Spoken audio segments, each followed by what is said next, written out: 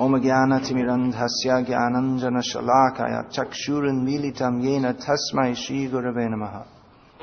Anyway, that's just the bodily identification. His spiritual identification is great devotee of Krishna, going back to Africa to preach in new countries.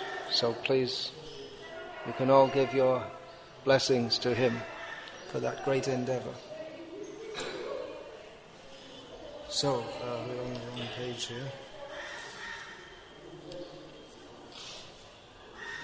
Oh, I'm just going to make a complaint before I start the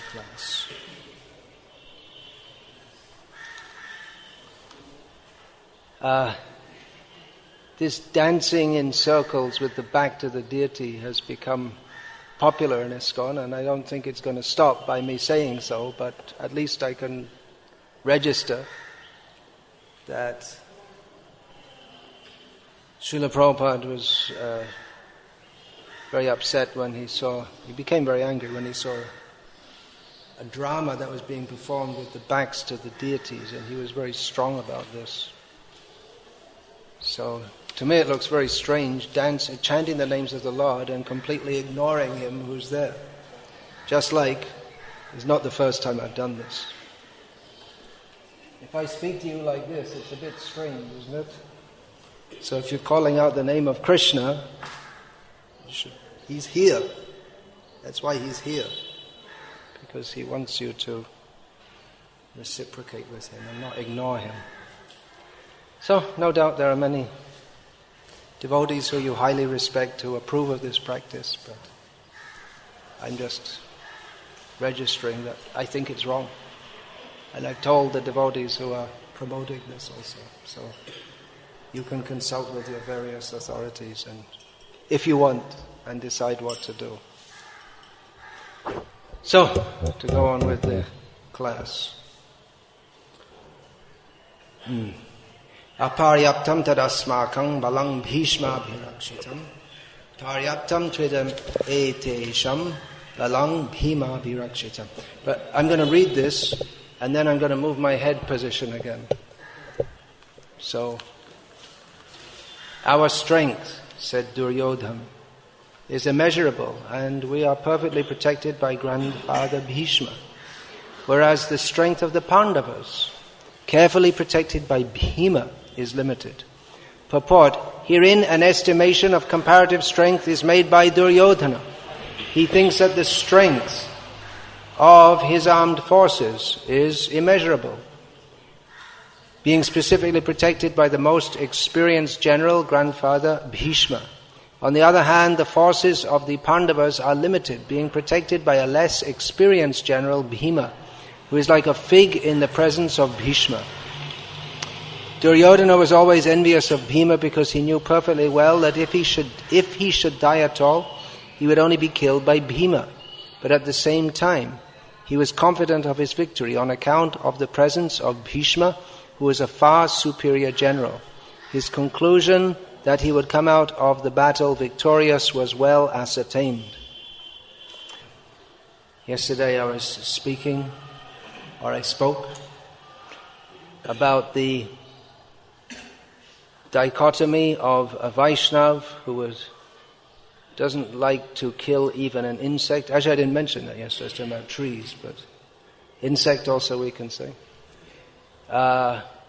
Advocates war, capital punishment, killing under certain circumstances.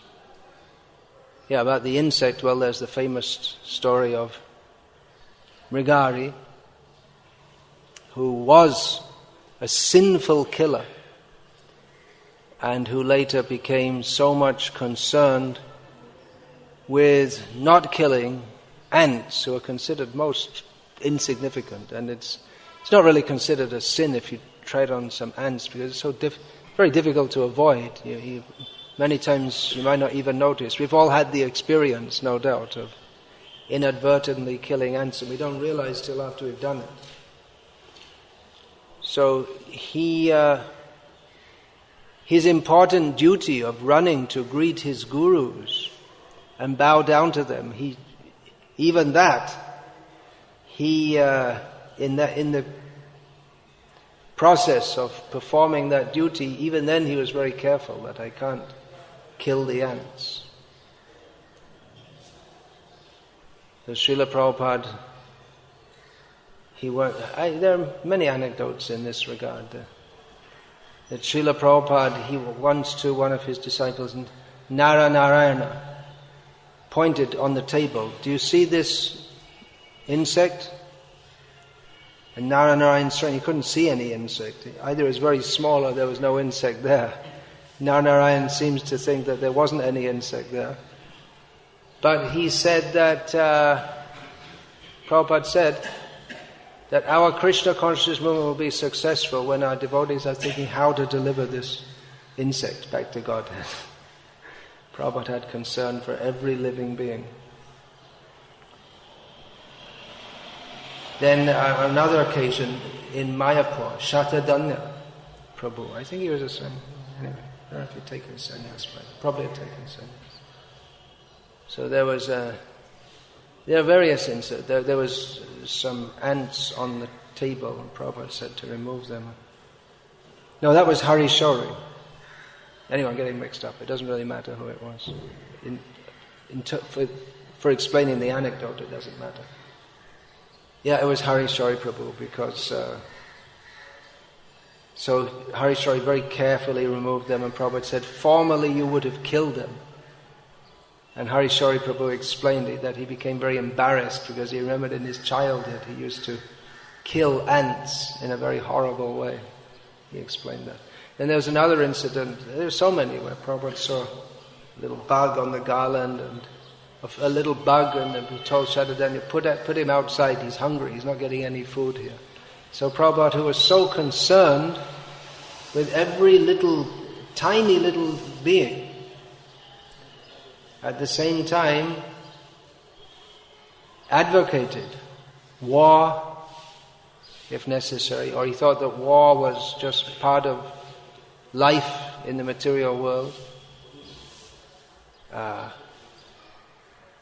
Another occasion, when Srila Prabhupada was in Amritsar, he was visiting the house of one Mr. Singh, or from Raja family. Singhs are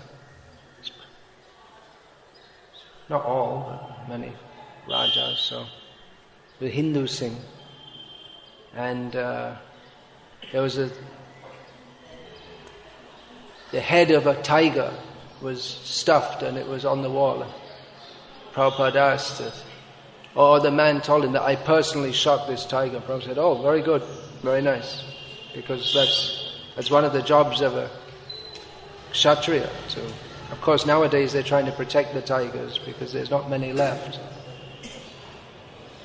But Prabhupada thought that was good, that someone who's taking the role of a Kshatriya should be ready to personally go out and fight and kill the tigers. As you were telling me, the Maasai in East Africa, there's one tribe who, before they're recognized as a man, they have to go and personally, just by themselves, fight with a lion.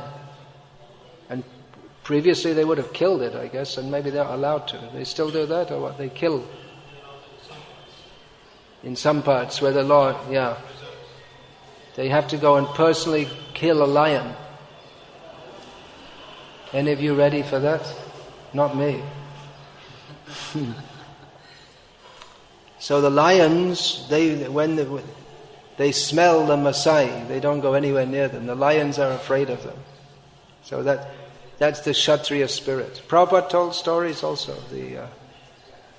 Who was that? Was it Guru Gobind Singh held his stomach was gouged out, and he still went on fighting till the last drop of breath or blood came out of his body. So Prabhupada, he thought that was very good.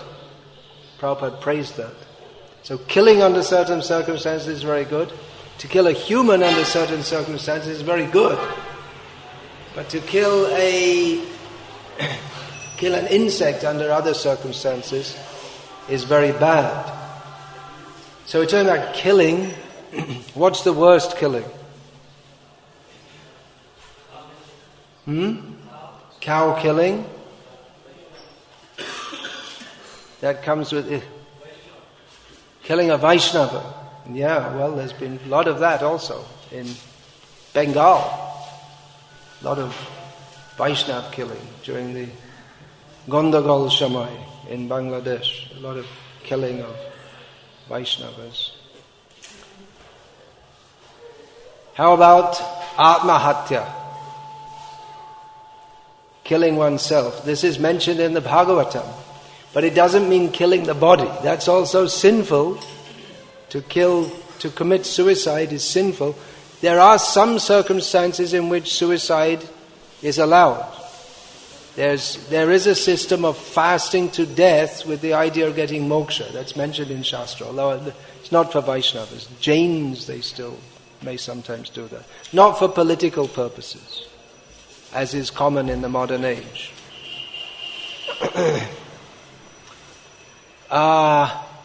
We read in the Chaitanya Charitamrita that Raghunath Das was so afflicted with the pain of separation from Chaitanya Mahaprabhu that Raghunath Das journeyed from Puri to Govardhan. He thought, I'll just offer my obeisance at Govardhan, and then I'll offer my obeisance to Rup Goswami and Sanatan Goswami, and then I'll commit suicide by jumping off Govardhan hill.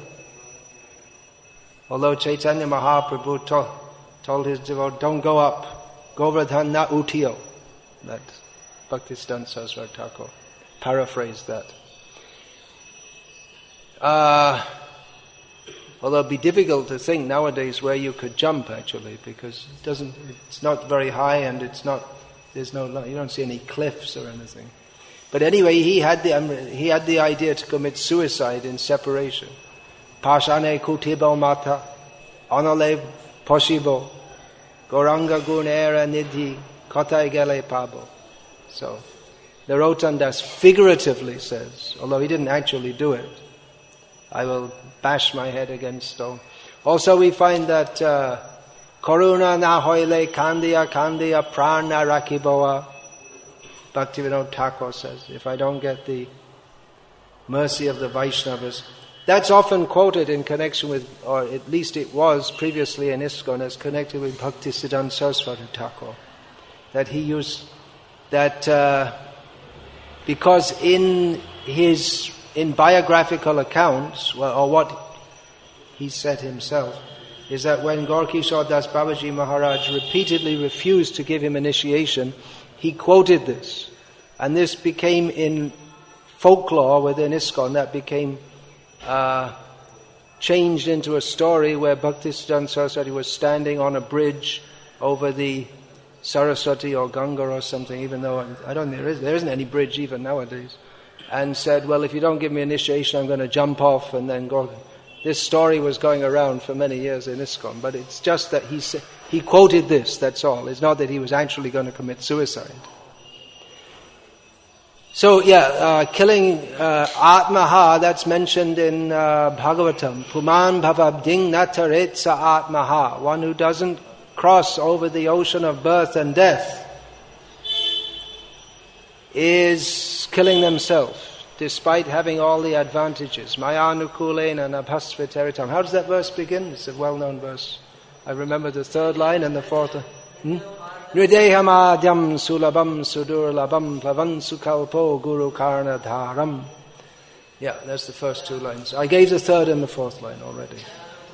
Yeah, I just said that.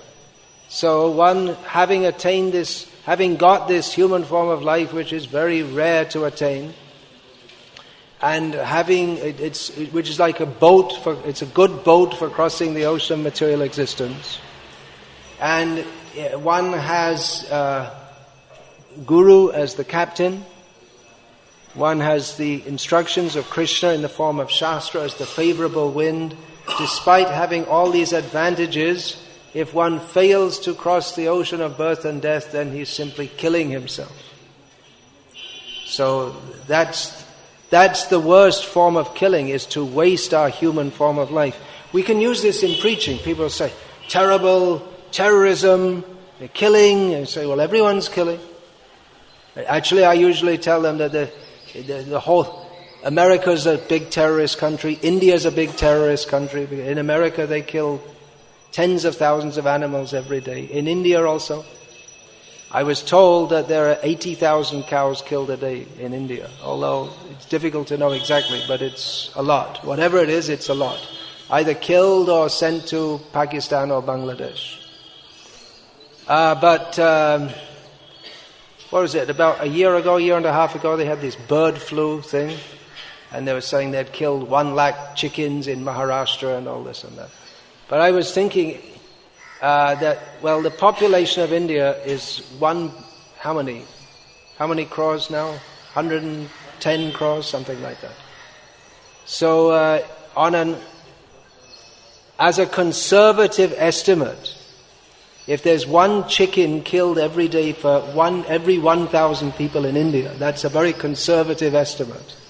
Then how many chickens a day is that? Over 1 million chickens a day are killed in India anyway, whether bird flu or no bird flu. So that's terrorism, isn't it? So you get what you deserve. So that's one consideration. And another consideration is that everyone's killing themselves by spoiling their human form of life and not becoming Krishna conscious. According to Shastra, we're preparing ourselves to become cats, dogs, hogs, monkeys, worms in stool, etc. So that is our position. Another Atmaha is mentioned in Ishopanishad in regard to people who are misleading, so-called spiritualists who actually mislead others. And Prabhupada writes in the purport, I'm paraphrasing here, that these cheating so-called gurus, they, after their death, after their business of cheating is over, when they die, they enter into the darkest regions of hell, and their followers go with them. So, all these highly lauded Hindu saints, the Amas and the Appas and the, I don't know, there are any Appas, the Bapas and the Babas and the Sri Sris. They're all just rascals and they're misleading others. And, there is a Bappa, there's that Nirasha, what's his name? Nirasha Bappa. Maybe he's not so famous here, he's more famous in Gujarat. You never heard of him? Lucky for you. There's one Nirasharam Bappa. Nirasha. No hope with him. He's really Nirasha these days. Did they arrest him yet? They were talking about arresting him for murder. Yeah, he should have been arrested for murder long ago. He's killing, according to Shastra, he's killing people by posing as a spiritual leader and not giving them Bhagavad-gita as it is. So these are all considerations about killing, because people ask us about Bhagavad-gita is about killing. You say, yeah, you're a killer. You're killing yourself by not accepting Bhagavad-gita as it is. So we can explain like that. This is a good way to preach, isn't it? People say, terrorism, and if we just say, yes, very bad, then what have we got to offer? Everyone says that. We should give some Shastric perspective. No one has a Shastric perspective. We can give a Shastric perspective on everything, and the Shastric perspective on everything is different from everyone else's perspective. That's why you find that practically everything Srila Prabhupada said went against what everyone else said. Because Prabhupada, he was heading up the Back to Godhead movement. And everyone else is the Back to the Worm in Stool movement. That Punarapi Jananam, Punarapi Maranam, and everyone's, what's your future? Promising career. What will you get in future? You'll get a nice piece of stool to crawl around in. Maybe not in this lifetime. Well, in this lifetime also. You have some apartment which you think is very nice. It's just like the worm in stool, crawling around his stool, thinks this stool is very nice. I'm moving around in it. Everything's very good. So in the same way, we have a little apartment. And we move around it and we think it's very good, but it's not, because without Krishna, everything is completely useless and miserable. So, like this, Prabhupada gave a different perspective on everything. Okay, Duryodhana. He's another rascal. That we all know. It's very clear that he's a rascal. Of course, some people think he was quite good.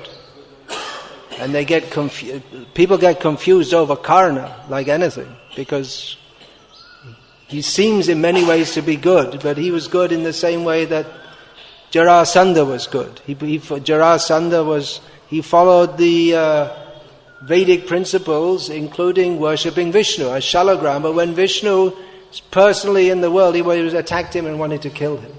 So Karna seemed to be very good, because he had so many good qualities. He was heroic, he was charitable, Datta Karna. He stuck to his word even though he knew Indra had come in the form of a Brahmana. Still he donated his kavach, his armor, the armor that he was born with, to Indra. So in so many ways he seemed to be good. But he was against Krishna. Therefore, he was a demon. He chose to join the demoniac party. So he wasn't good at all. So we should be careful in thinking people are good. Don't judge by the normal human perspective. Just like I mentioned one mother who used to be in Kolkata, who people think, well, she was a great saint, but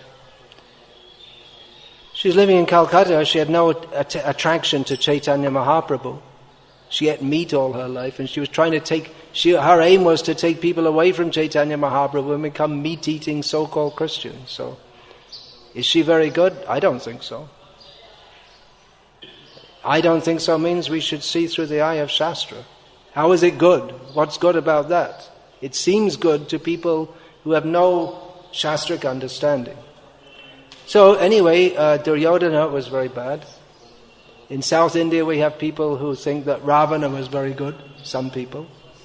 And Ram was the North Indian who came and harassed our Dravidian hero. Like this, they politicized the issue. Anyway, Duryodhana was bad. He was a fool. In many ways he was very intelligent. But from the essential perspective, he was a fool. Because he didn't recognize Krishna. And therefore he was a rascal also. And he was attached to his foolishness. There are different kinds of fools. There are two broad categories of fools. They're described in Srimad Bhagavatam.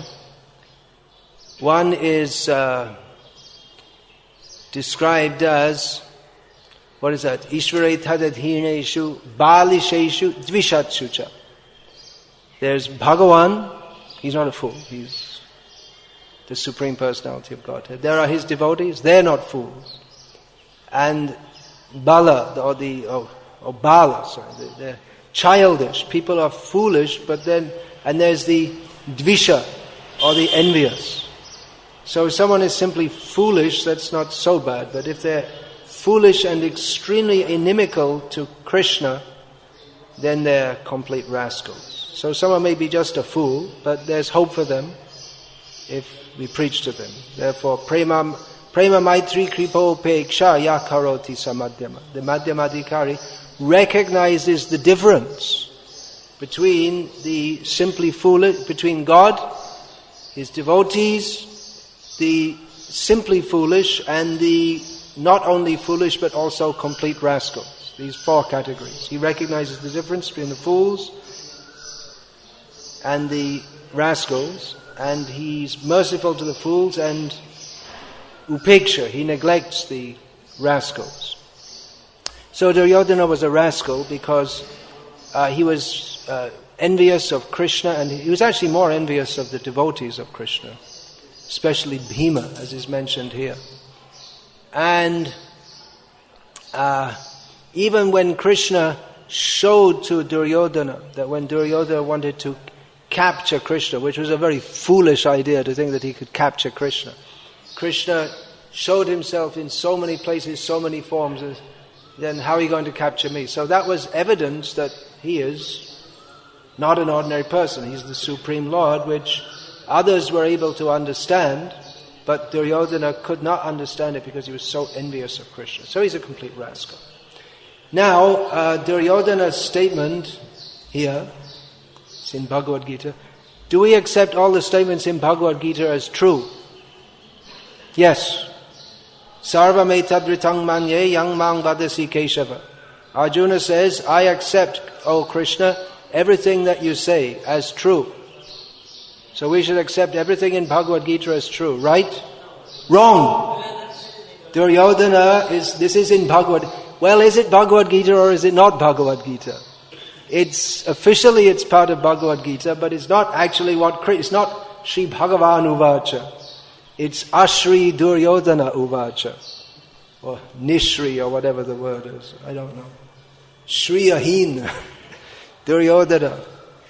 Apashri.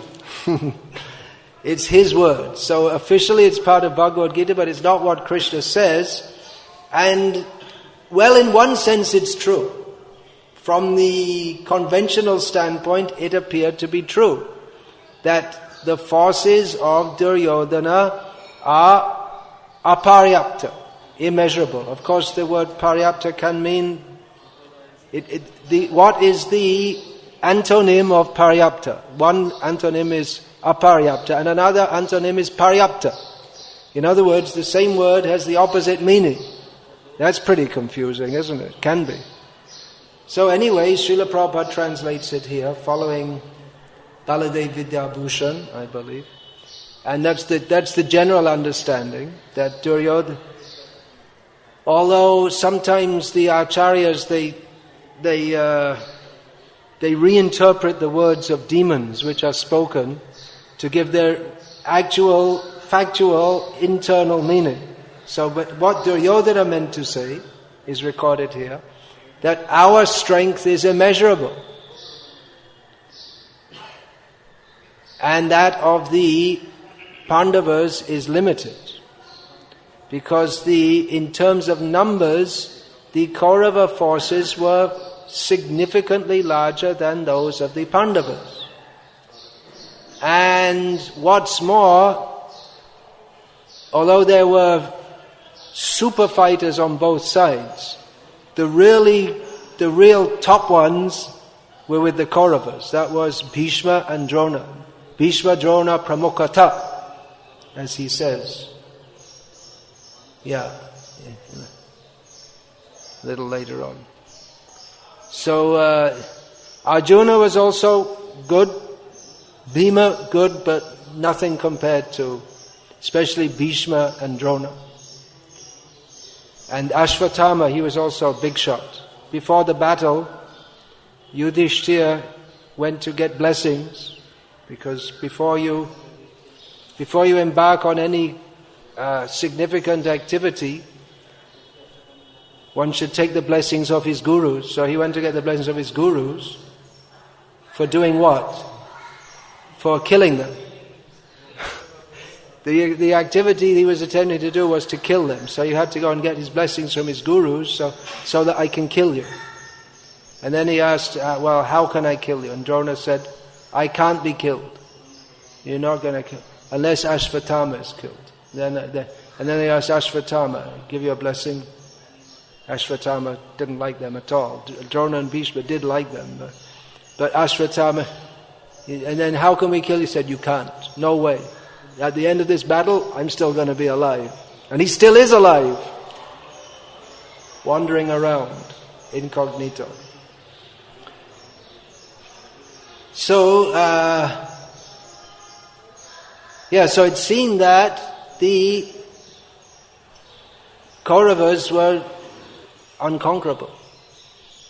But Duryodhana made a big mistake, because he only calculated according to material calculations. But the strength of the Pandavas was immeasurable, because Krishna was on their side. And even though Krishna had vowed not to fight. Jayastu Pandu Putranam Yesham Pakshe Janardana. The victory is always with the Pandavas because Janardana is on their side. So Janardana can mean two things. It can mean one who protects the people, in the case of the Pandavas, or who destroys them, in the case of the Kauravas. At the end of Bhagavad-gita we also have the last verse that Yatra Yogeshvara Krishna is Yogeshvara. Yatra Partha Dhanadharaha. Tatra Shrir Vijaya. That word. Bhutir Dhruva Nitir Matir Mama.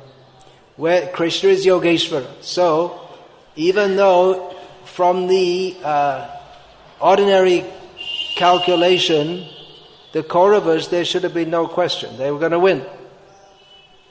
But Krishna is Yogeshvara, which means he makes the impossible possible. Everything works according to his direction. So, if he wanted, he could, of course, he just by his wishing, he could have just, all the Kauravas could have just had a heart attack on the spot, and they're all there. How many Akshohinis they have? 18, was it? Yeah, and then they could have just been flat out with no helicopters to Apollo Hospital.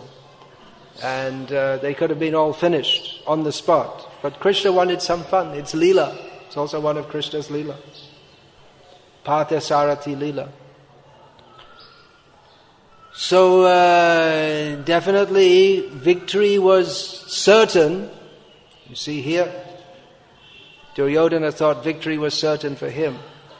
But Sanjay, later relating the matter to Dhritarashtra, conveyed to him that where there's Krishna and Arjuna together, there's going to be Shri, opulence, victory. See, even Krishna, sometimes he's defeated by his devotees. But if he's with his devotee, and his devotee is against someone else, then that person has no chance. No chance. If Krishna wants, Rakhe Krishna Mareke, Mare Krishna Rakeke. So Duryodhana made a big mistake. His whole life, everything was a mistake from the beginning to the end. Talking about killing, getting back to that subject of killing, we're very much against abortion, right? Abortion is very sinful, right? Similar to abortion is infanticide, that when the child is born, it's still quite common in India that, especially if there's a girl child, then leave them out in the cold or give them something which will kill them or like that. That's quite common. Or if the child is born deformed or something like that, has 3 legs or 1 leg or something like that, then they just let the child die. Or there's... Actually, I was saying to one devotee in Tamil Nadu recently about this. And I said something they give them, and he was from a village. He said something, I read about this, something they give them whole grains or something to eat. So he says that, yeah, so you know. And he also said, no, they give them this juice from a different plant. So you see, you know, he know. It's still a common thing, unfortunately. But we find that when Duryodhana was born, Vidura said to Dhritarashtra, kill him, it'll be better for all of you. Vidura, who was Mahatma Vidura. And he didn't. Dhritarashtra didn't kill him. But you see, even in Shastra, there's a case for infanticide. In this, it's an unusual case. It shouldn't be taken as an excuse. Just like there are many unusual things in Mahabharata. Just like Draupadi marrying 5 husbands is very unusual. It's not something to be imitated. Any ladies here like to have 5 husbands? Maybe they would. They don't even want to have 1 husband these days, let alone 5. Or maybe they have 5, one after the other, but not in India. Usually they go maximum 2. But in the West, it's quite prestigious. The big film stars. Anyway, it's adharma. So it's very interesting. Mahabharata teaches us about dharma, right? We learn so much about dharma, but we find so many unusual things there. Just like Krishna inciting Yudhishthira to tell a lie. That doesn't seem very good. Yada yada hi dharmasya glani. Well, he himself is doing dharma glani by inciting Yudhishthira to lie. But everything has to be understood in context. It just goes to show that in this world, if you want to be purely dharmic, even if you want to be very good, you can't. It's not possible. Savaramba hidoshena, in Bhagavad-gita, Lord Krishna says.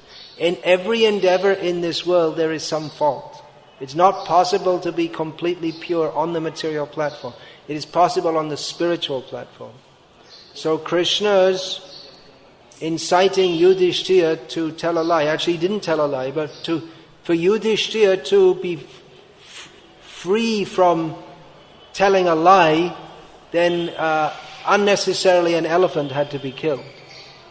So Yudhishthira thought it was more important that his telling a lie, not telling a lie, that be maintained, and the elephant can be killed. So there's so many instances in Mahabharata of what appears to be good is shown not to be good. There was the Brahmana who vowed never to tell a lie, and he maintained that vow throughout his life. He went to hell because in one circumstance when he should have told a lie, he didn't tell a lie.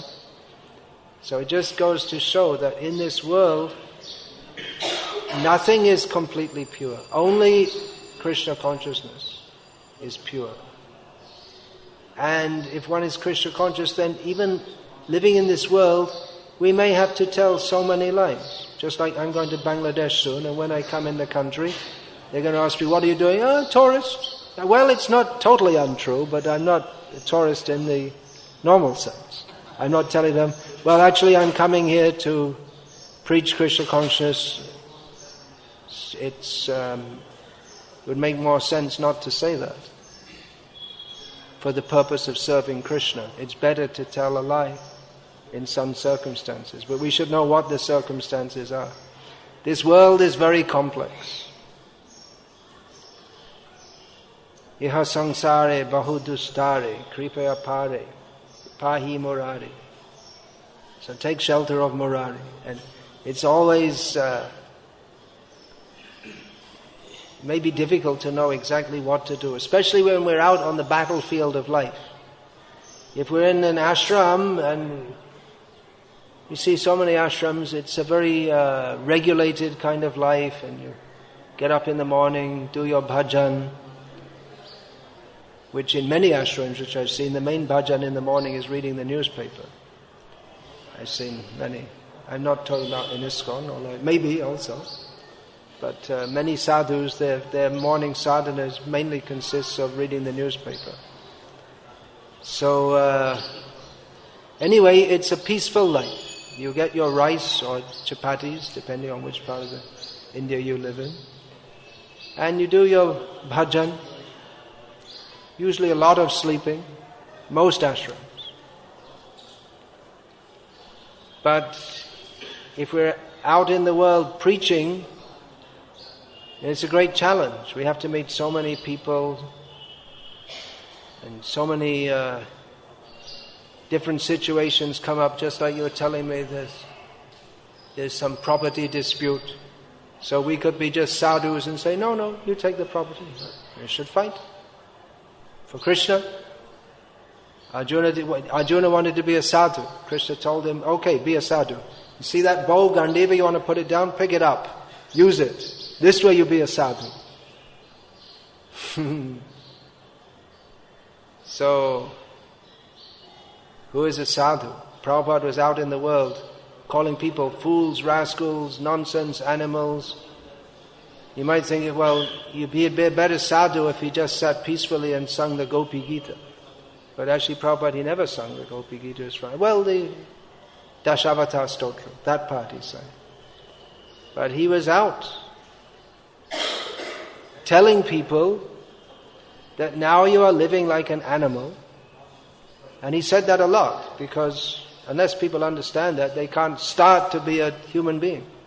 They can't start to be Krishna conscious. So you may think, well, how is that serving Krishna? Better you should sit and play the harmonium and sing very sweetly, and that's more Krishna conscious. Well, that's what Arjuna thought. He thought, I'll just go away and be a meditator. But Krishna told him, pick up your bow, put on the arrows, shoot and kill. And that is your Krishna consciousness. That is how you have to serve me. So there are so many misconceptions in the world. Duryodhana had a misconception. Everyone has a misconception. Everyone in this world has so many misconceptions. So we should try to understand the world as Krishna sees it. Prabhupada writes in the 4th canto of Bhagavatam in one purport that Krishna consciousness means to see the world as Krishna sees it. Means through the perspective of Shastra. So we should be very careful not to be influenced by mundane ideas. Just like people think a sadhu means someone who smiles a lot and talks very gently and talks peace, love, without any clear idea of what peace or love or all these. They're just very vague. But Prabhupada wasn't like that. Of course, he smiled. He also spoke of peace and love, but he made it very clear that there's no peace without recognizing Krishna. There's no love unless that's centered on Krishna. He was very clear and to the point that the actual life of a sadhu is to serve Krishna as Krishna wants. It's otherwise very easy. The Mayavadis and the Sahajiyas, both sides, they have this stereotypical idea of a sadhu as someone who's just very nice, very polite. So it's not bad to be nice or polite, but that in and of itself doesn't constitute the essence of being a sadhu. The essence of being a sadhu is, if necessary, pick up your bow and shoot. Or if necessary, one may have to lie, steal, cheat, or even kill for Krishna. We don't expect to do that, and one shouldn't do so. One shouldn't perform such extreme activities unless one is under the guidance of devotees. I mean, normally a devotee doesn't have to kill for Krishna. Lying is not unusual if you're traveling and preaching, especially in country. I just came from some countries where Krishna consciousness is not liked at all, so you have to tell a few lies here and there. But it shouldn't, not as a habit. It's not that we should, among devotees, tell lies and make. We have to know how to apply the principle of satisfying Krishna. So it's complex. Mahabharata shows us how life is complex and how to be right and how to be good. It's not so straightforward. Especially when we're out in the world trying to serve Krishna. This world is very complicated. So, that's all I'm going to say now. Hare Krishna, all glories to Srila Prabhupada. And if there's any questions, or if anyone wants to pick up their bow and shoot them at me, I'll pick up my bow and shoot back, and we can have not in the temple room, but verbally we can have discussion. On the basis of Shastra. Shastra is our astra. Yes. What about devotees killing enemies, like beating other devotees? Devotees beating other devotees. Devotees don't beat devotees. Well, sometimes it happens, but it's not desirable. Beating or Threatening. Well, I mean, you don't have to. It's pretty obvious, isn't it, that it's not standard behavior to beat devotees. It's not really something that we have to even think about. It might happen. It's not unknown, but it's not desirable.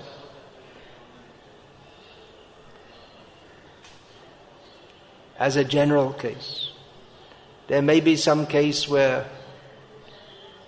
someone goes mad or something and you may have to beat them just to control them. I've seen that. I mean, devotees, they suddenly manifest insanity. And they have a nervous breakdown or something. I've seen that, personally seen it on a few occasions, right? Devotees have to grab a hold of them and forcibly restrain them, but normally that should not be there.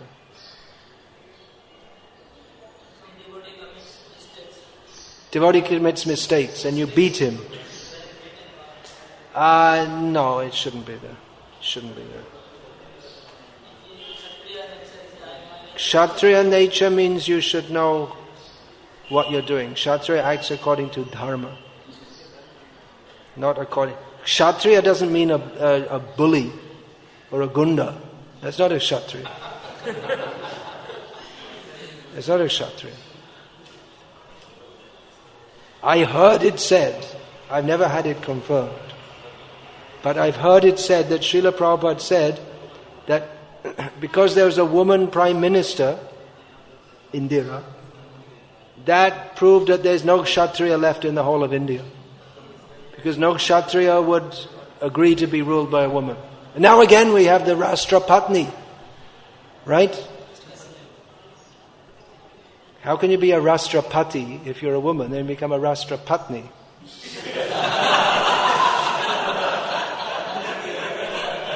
But then it's Bharat Mata. So what are they, lesbians or what? The Rashtrapati is the Pati of Bharat Mata. Is that the idea? I don't know. The whole thing's Ati Vichitram. This whole democracy idea, it's all useless, really. One Parikshit is much better than dozens of Manmohans or VP Singhs or Chandrasekhars or whoever. One Parikshit with one sword. Anyway, let's not talk politics. I was just in Andhra Pradesh. They're having this big agitation for Telangana. So, who's going to stop cow slaughter? None of them. So what difference does it make? The politicians are making the agitation so they can get the post. But they don't know that they have to take 1/6 of the sinful reactions of the citizens. And there's a huge slaughterhouse just outside Hyderabad. So they think that they're doing a good thing it's good for themselves to make a new state, but they're just setting themselves up for a very bad future. People don't know. The people have no idea of this perspective. We have a new perspective. There's this Maoist disturbance. It's more than a disturbance. All over India, and particularly in West Bengal. So what's our perspective on that? Well, one perspective could be that, actually some devotees, they told me, one disciple of mine, she is in Nepal, she's married to the local Maoist leader. So some devotees went to that area, in Janakpur, just on the border with Bihar, and then that man, he called a meeting of all the young men, and they're mostly educated young men who had become Maoists. And they said that, and they were angry because they say, you see, we have no prospect, there's a whole society is so corrupt and bad, and they didn't want to be, they were idealistic, they didn't want to become part of it, and there's not much hope for them either in the way the system's set up. So they said, well, if we had known about Krishna consciousness, we could have taken to that. Because they become Maoists because they see the whole society is so corrupt. And what have you got in store for you? You work since infancy. From infancy, you have to study. You see the kids going to school; they're carrying books on their back. The weight of the books is almost as much as the weight of the child. And the poor children have to carry that to school, and they're studying like 12 hours a day from about the age of 6 or something. And then they get a job, and then they just have to work hard all their life. I mean, it's miserable. And people, you don't have to be that intelligent to understand that it's just exploitation. So people become Maoists. So I say, yeah, they've got valid grievances. It's not just a matter of building roads and building schools. That's the idea they have. When they eventually go in there and blast all the Maoists in Paschim Midnipur, then they have to do development work. You have to build schools and roads, and that's why that's not enough. You have to give them spiritual knowledge. You have to give them a real purpose of life. We should make the farm communities in which Prabhupada said we can show spiritual communism. It's long overdue. That's the answer to all the social problems. Or not all, because as long as we're in this world there will be problems, but that's the antidote to industrial and post-industrial anomie. Do you know that word, anomie?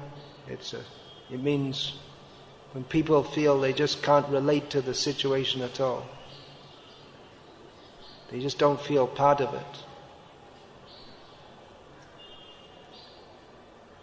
Hare Krishna. Srimad Bhagavad-gita ki. You have a question? Your hand half went up there. Half went up and then it went down. Now it's up again. Okay, ask quickly. Nowadays we see that soldiers fighting on the border, they fight with guns. Soldiers fight with guns. Earlier they fought with bows and arrows. But they're not like the tribals' bows and arrows. That was with mantra shakti.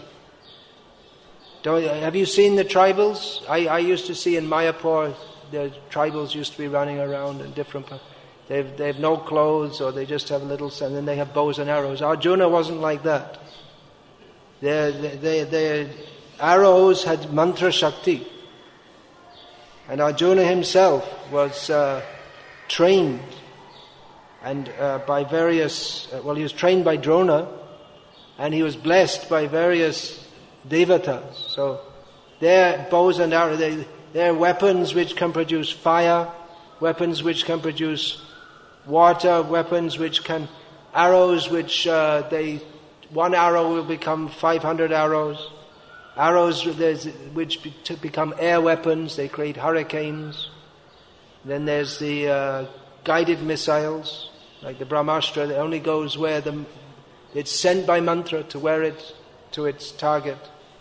So it was actually much more deadly than guns, and much more dharmic also, because the whole battle was more dharmic. They didn't send the women to war like they do nowadays. Isn't that stupid? They're sending the women just to show that women have equal rights. They send them out to get shot at and killed. That's not dharma. Only the Kshatriyas would fight. And then the charioteers, they'd get in the line of fire also, so they might get killed.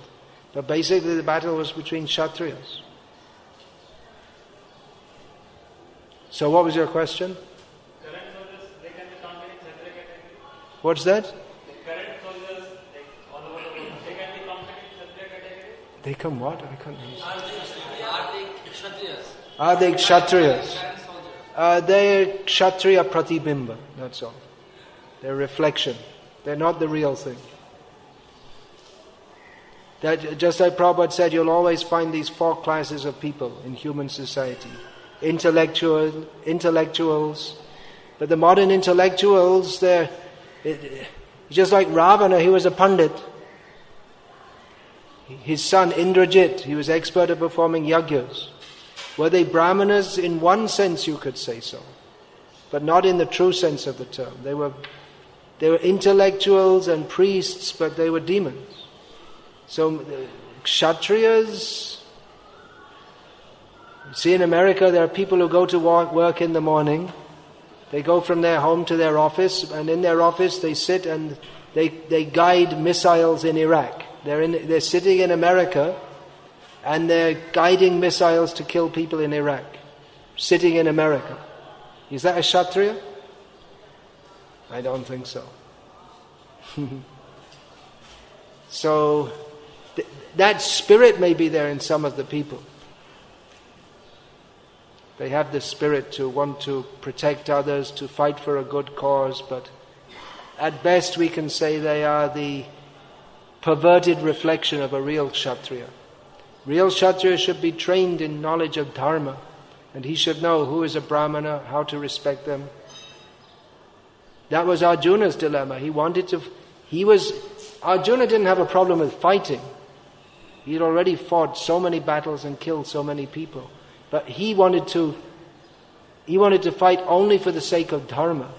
If it wasn't for the sake of Dharma, if he thought it was a Dharma to fight, he was ready to give up the whole kingdom. He wasn't fighting for the kingdom because we want to enjoy it. But that was a factor there also. But he was not interested in enjoying it unless it was on the basis of Dharma. So he was not prepared to fight unless it was on the basis of Dharma. That is a Kshatriya. And one who fights to support demons with no knowledge of Dharma, they may have something resembling the Kshatriya spirit, but it's not true Kshatriya spirit. Yeah, you were going to ask something. Maharaj, as you were telling that whenever there is a problem, God serving Krishna, you should take it and you should fight back. Just like I'm asking this question because in connection with that fight we had here means opposite building. Sometimes we see generally in our devotee circle that we prefer reading books. We prefer reading books, yeah. Sure we do. But when it comes time for fight, then you have to fight also. And becoming Brahmanical. And we prefer that, but when sometimes the problem starts, means we prefer that's already on the wrong basis.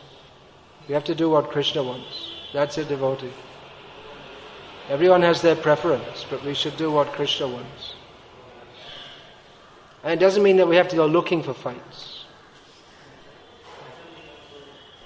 We should avoid as far as possible. Not as far as possible, but it's not in every case that we may fight. Just like Prabhupada, there was some political, not exactly political, that Lilavati Munshi, the wife of the governor of UP, she wanted that building which Prabhupada was in Jhansi. So Prabhupada, he thought, I could have fought, I had a good case, even though she's the governor's wife, but still I have a good case. But he thought, then why shall I fight? All his godbrothers were embroiled in many of them were embroiled in legal cases. I just left home. In his business life, he had so many fights and tangles. He thought, why should I fight? At that stage, he didn't want to fight. Later, for the Bombay land, he fought like anything. So, discretion is the better part of valor, is one English saying. You should choose your fights well. Not that we always have to fight. Sometimes we have to fight, but it makes sense also to see what are the chances of winning. Discretion. You know what that means? Discretion. It means wise judgment. So we'll finish there. All glories to Srila Prabhupada. Srimad Bhagavad-gita ki jai. Bhagavan Sri Krishna ki jai. Srila Prabhupada ki jai. Duryodhana ki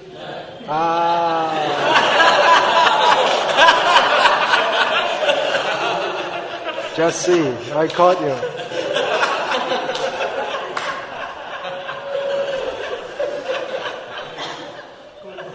No, it's Krishna or Arjuna. They get the jai, not Duryodhana is defeated.